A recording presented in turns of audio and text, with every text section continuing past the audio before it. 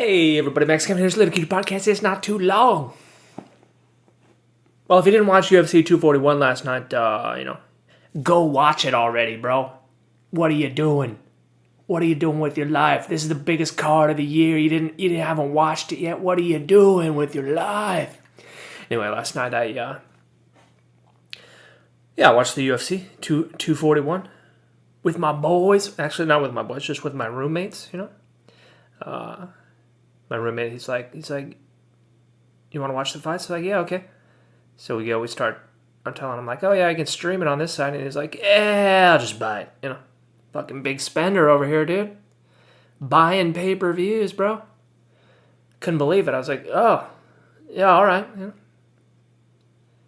I mean, I guess, if you own $1 million house and, all the roommates are paying the payments for you. So, he probably has money to spare, must be nice. Must be nice to not care about buying pay-per-views. Just be like, no problem, I'll just charge it. So anyway, it was great, man.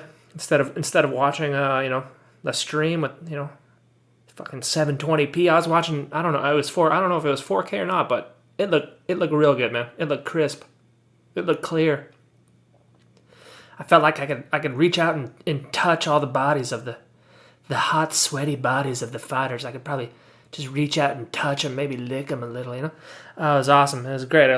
Once you have that pay-per-view resolution, you never want to go back, you know what I mean?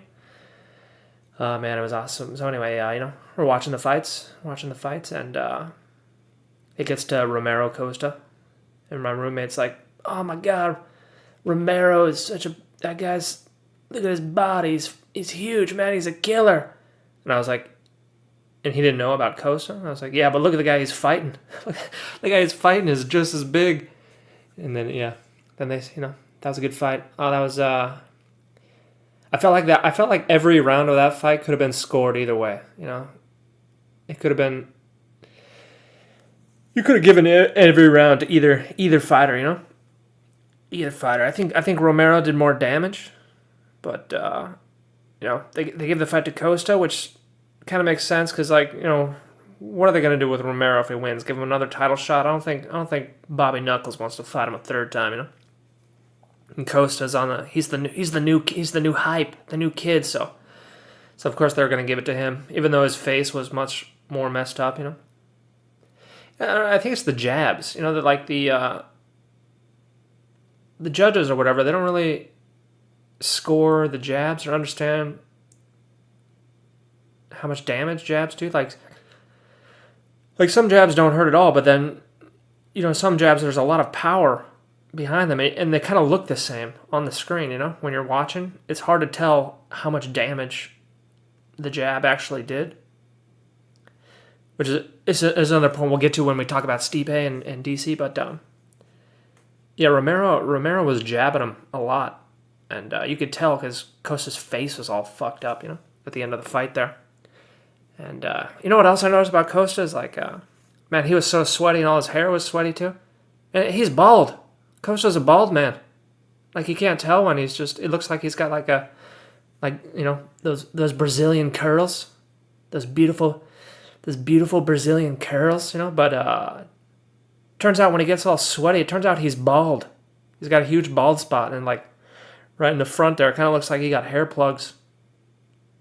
Yeah, because all his hair was all wet, because he was sweating so much.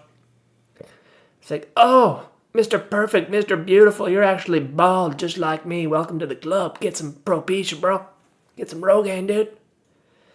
It's a steroid. Maybe if you tell him Rogaine is a steroid, he'll probably take it.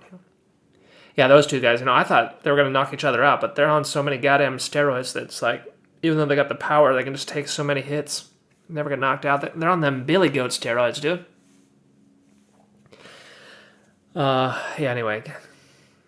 Yeah, that fight would have been better if it went 5 rounds. I could watch that fight, every week, man. They should just have them fight every week. I think that's what everyone wants to see, Anyway, then, of course, we got to Nate Diaz, Anthony Pettis. And, I predicted Pettis would win because he's a somewhat better martial artist, but, he just didn't have the gas tank.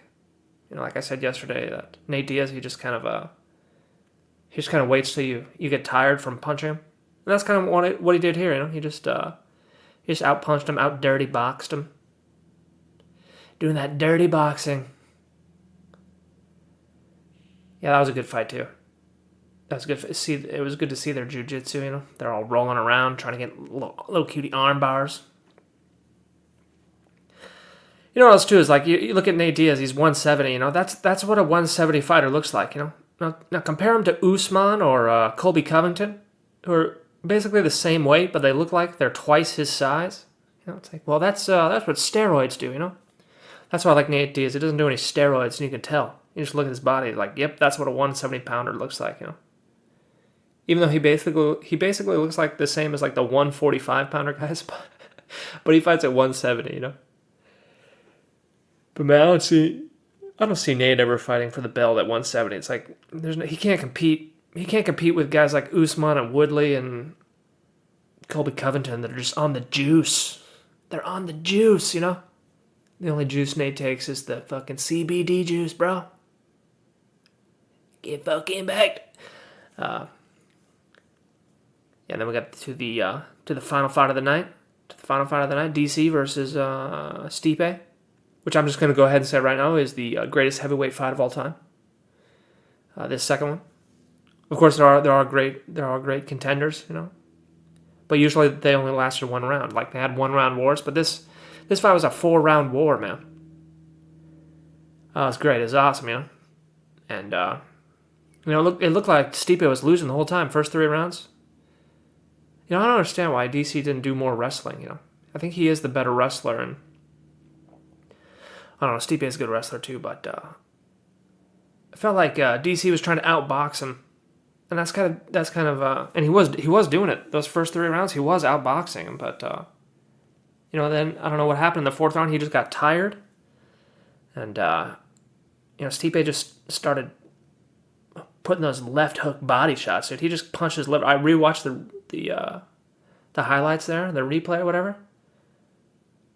Stipe punched him in the liver 12 times in that 4th round, and that finally that 12th punch, you know, that 12th punch. DC's like, oh God, my liver. I'm gonna need that. Even if I don't fight anymore, I'll probably need my liver. He's like, oh God, you know, and that's what did him in, that liver shot. But yeah, back to like jabs and stuff is like, at the end of the 2nd round, DC said to his corner, "Am I losing?" Right? But he clearly wasn't.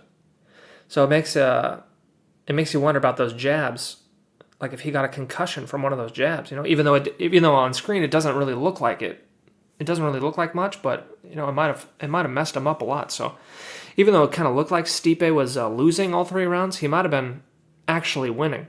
You know, because you know, DC could have been. He could have been out of it. He could have been concussed, and you never know from these heavyweight guys. It's like you never know how much damage they're actually doing. It's like whenever you see like Ngannou fight, you know, sometimes it kind of looks like his fist just kind of like nicked the guy's head and it knocks him out. Like when he fought Curtis Blades, it didn't even really look like he punched him, but he knocked him out. You know, and you never know with these huge guys. It's just like, oh, it just looks like I'm touching you, but gagoosh, you got a concussion, bro. You know, so I think that's what happened to DC there. It looked like he was winning, but he had actually might have taken more damage from Stipe's jabs. Who knows? But yeah, it doesn't look like. I bet DC is going to retire. I don't think he's going to fight John Jones at heavyweight. Probably not. But I don't know. John Jones might come up, fight Stipe. I don't know about that. He can't use his picograms, you know. I think the only reason John Jones was going to come up was to fight DC, but no. Now DC's retiring, you know. I don't know what we're going to get. Probably Ngannou's going to want to fight Stipe again. Yeah. I guess that's all. Oh, man. I've just remembered. Oh, it's so funny. So like in the... Right when the Nate Diaz fight starts, my roommate's friends come over. And it's like these 2 drunk chicks. And their boyfriends, right? And they're just like, you know, I'm trying to watch the fight, and they're just like drunk talking, you know, because they're girls. And they don't really care about the fights or whatever. I'm getting slightly annoyed, because I want to watch the fights and like they don't even realize how big these fights are. Fucking Nate Diaz coming back. When the girls was like, "Oh my God, who is that?" It's like, "Oh, it's Nate Diaz. He's probably one of the most famous MMA fighters." And she's like, "Oh, he looks really skinny. He doesn't look like a fighter." I was like, "Yep, maybe just you not talk so much while I'm trying to watch this." And it was great. And then, so they didn't really know anything about the fighters, right? And so, like, after Stipe wins, he goes to interview him. Joe Rogan's like, "Stipe, how do you feel?" And Stipe's like, you can't understand anything he's saying. Oh man, Stipe, his voice, he keeps going like that. And one of the girls is like, "Oh, what's wrong with his voice?" And I'm like, "Oh, it's that Slavic accent he's got. His name's Miocic." And she's like, "Oh, really? Oh, he's like Arnold Schwarzenegger." Oh man, I started laughing so hard. Just from the duel, just from Stipe making no sense at all, and then me convincing this girl that his Cleveland accent is actually from the former Soviet Union. Oh, it's great. Oh, it was great. It was a great night. Anyway, I guess that's it.